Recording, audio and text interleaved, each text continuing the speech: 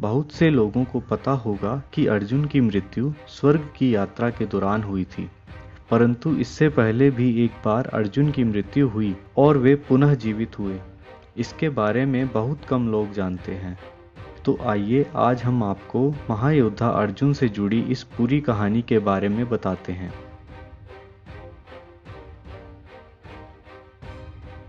महाभारत युद्ध के समाप्त होने के उपरांत एक दिन महर्षि वेदव्यास जी और श्री कृष्ण के कहने पर पांडवों ने अश्वमेघ यज्ञ करने का विचार बनाया। शुभ मुहूर्त देखकर यज्ञ का शुभारंभ किया गया और अर्जुन को रक्षक बनाकर घोड़ा छोड़ दिया। यह घोड़ा जहां भी जाता अर्जुन उसके पीछे जाते।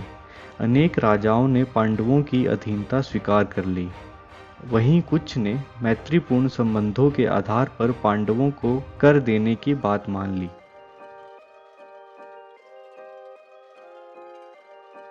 किरात, मलेच्छ व यवन आदि देशों के राजाओं द्वारा यज्ञ को घोड़े में रोकना चाहा, तो अर्जुन ने उनके साथ युद्ध कर उन्हें पराजित किया।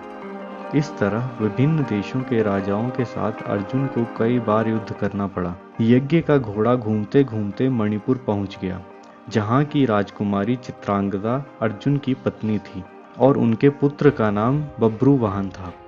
बभ्रुवाहन ही उस समय मणिपुर का राजा था। जब बभ्रुवाहन को अपने पिता अर्जुन के आने का समाचार मिला, तो उनके स्वागत करने के लिए वह नगर के द्वार पर आया। अपने पुत्र बभ्रुवाहन को देखकर अर्जुन ने कहा कि मैं इस समय यज्ञ के घोड़े की रक्षा करता हुआ तुम्हारे राज्य में आया हूँ, इसीलिए तुम मुझसे युद्ध करो।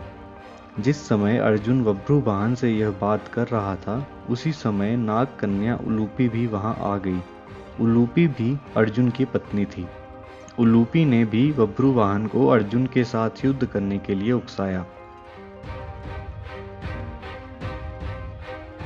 अपने पिता अर्जुन व सौतेली माता उलूपी के कहने पर बभ्रुवाहन युद्ध के लिए तैयार हो गया। अर्जुन और बभ्रुवाहन में भयंकर युद्ध होने लगा। अपने पुत्र का पराक्रम देखकर अर्जुन बहुत प्रसन्न हुए। बभ्रुवाहन उस समय युवक ही था। अपने बाल स्वभाव के कारण बिना परिणाम के विचार कर उसने एक तीखा बाण अर्जुन पर छोड़ दिया। उस बाण की चोट से बेहोश होकर अर्जुन धरती पर गिर पड़े। बभ्रुवाहन भी उस समय तक बहुत घायल हो चुका था। वह भी बेहोश होकर जमीन पर गिर पड़ा। तभी वहां बभ्रुवाहन की माता चित्रांगदा भी आ गई। अपने पति व पुत्र को घायल अवस्था में धरती पर पड़ा देखकर वह बहुत दुखी हुई। चित्रांगदा ने देखा कि उस समय अर्जुन के शरीर में जीवित होने के कोई लक्षण नहीं दिखाई दे रहे थे। अपने पति को मृत अवस्था में देखकर वह फूट फूट कर रोने लगी। उसी समय बभ्रुवाहन को भी होश आ गया। जब बभ्रुवाहन ने देखा कि उसने अपने पिता की हत्या कर दी है, तो वह भी शोक करने लगा। अर्जुन की मृत्यु से दुखी होकर चित्रांगदा और बभ्रुवाहन दोनों ही आमरण उपवास पर बैठ गए। जब नाग कन्या उलूपी ने देखा कि चित्रांगदा और बभ्रुवाहन आमरण उपवास पर बैठ गए हैं, तो उसने संजीवन मणि का स्मरण किया।